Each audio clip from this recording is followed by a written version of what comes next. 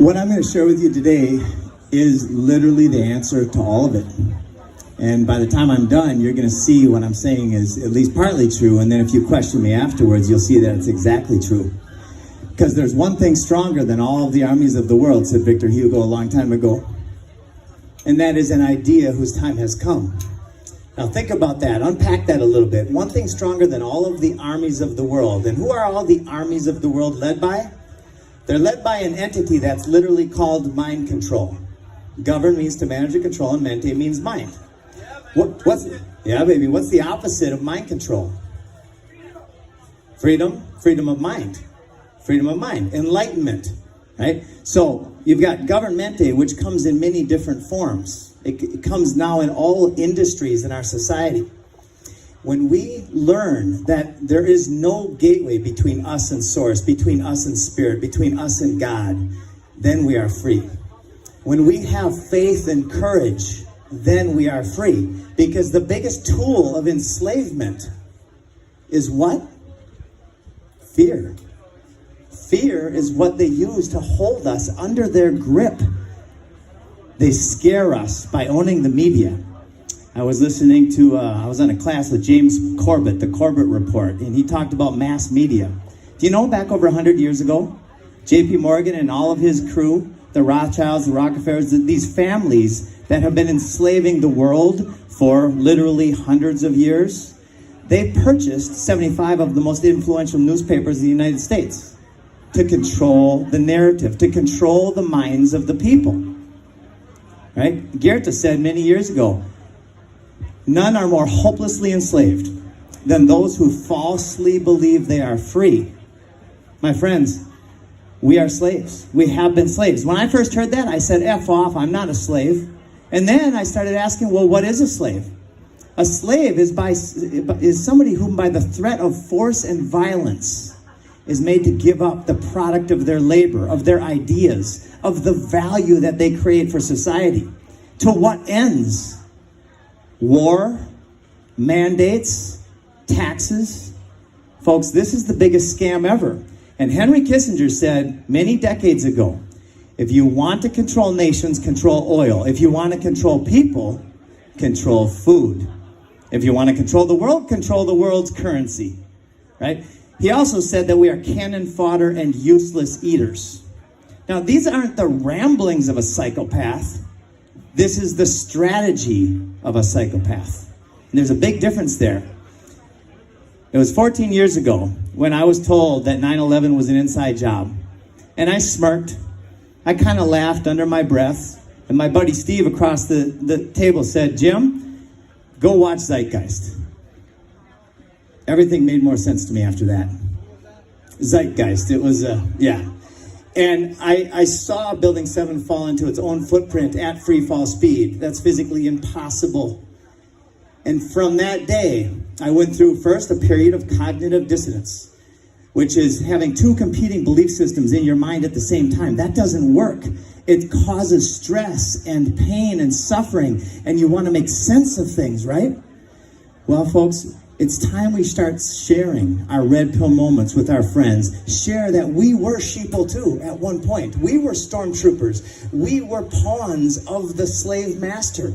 The more we can accept that and say, yes, that was me, then we can help people see a path to their own freedom.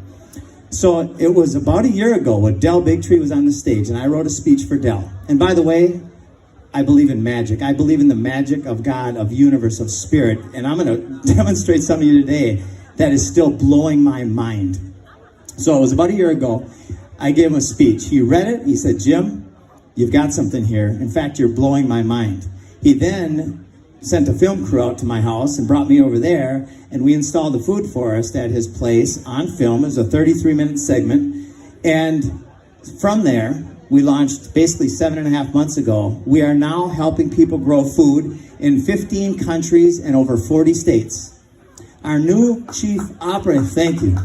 This is how we change the world. My friends, the idea whose time has come implies that the idea already exists. Now, I am much more of a spiritual person than a religious person because I understand that religion has been used as a tool of fear and enslavement. I choose direct source.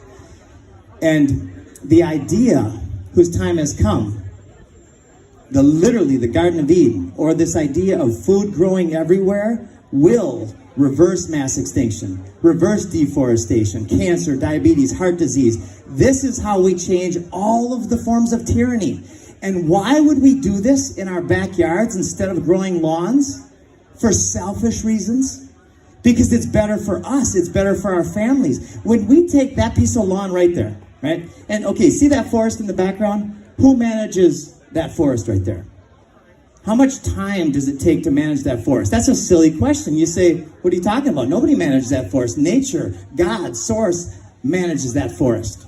When you design a food system to mimic natural systems but provide a yield, then you have less maintenance. That lawn right now is a liability to this establishment. There are 40 to 50 million acres of lawn around the world, and if we turn half of them into edible regenerative landscapes, literally all of the dis-ease and dis-ease goes bye-bye. The control mechanism that Henry Kissinger spoke about goes bye-bye. It's gone.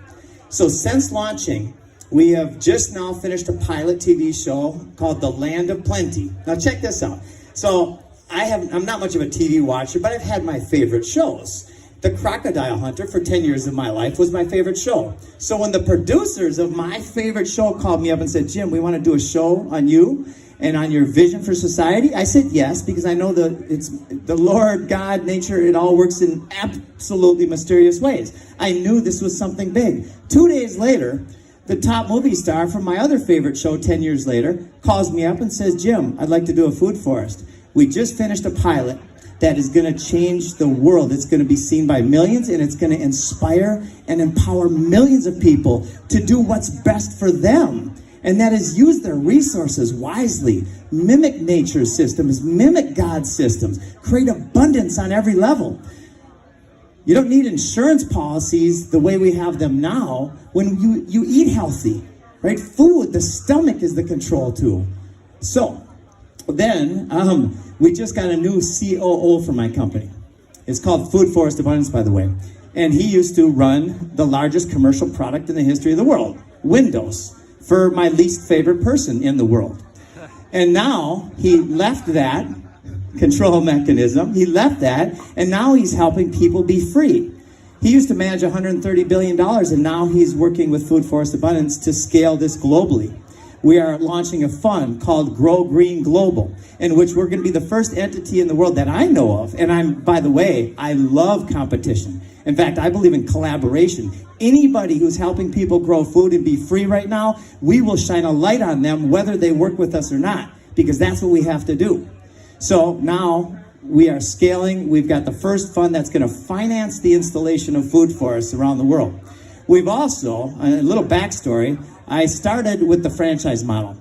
I spent about $250,000 to put a franchise document together. It was 330 pages altogether.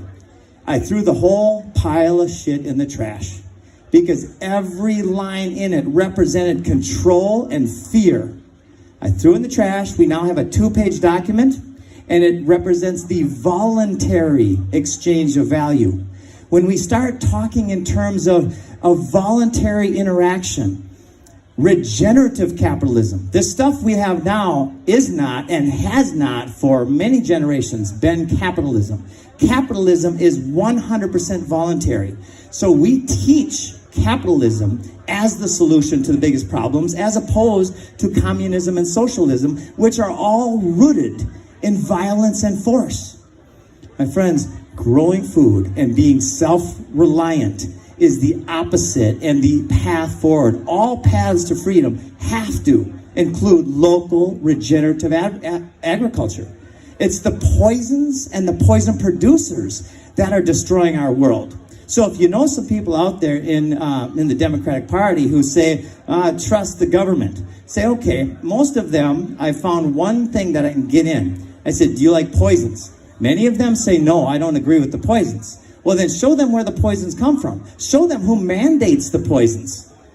And then they'll start saying, oh, because that's what we got to do. We love these people. These are our family. They're friends. They're our relatives. They're our kids and mothers and It's so insane right now what's going on, but it's by no means an accident. This is all part of an agenda that has been in the works for, well, at the very least, 400 years.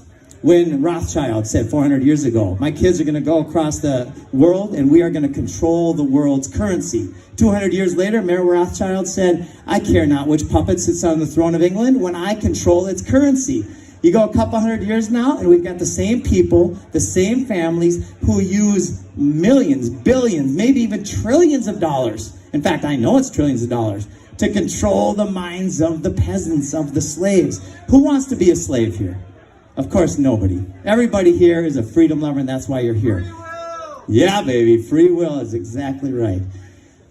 So, folks, we're changing the world. This idea, whose time has come, is going viral. I've got 4 daughters. This is why I'm in action, because I am selfish. I want for nothing more than my daughters to grow up into the kind of world that promotes freedom, that is abundant, that has butterflies and birds and bees and nature everywhere.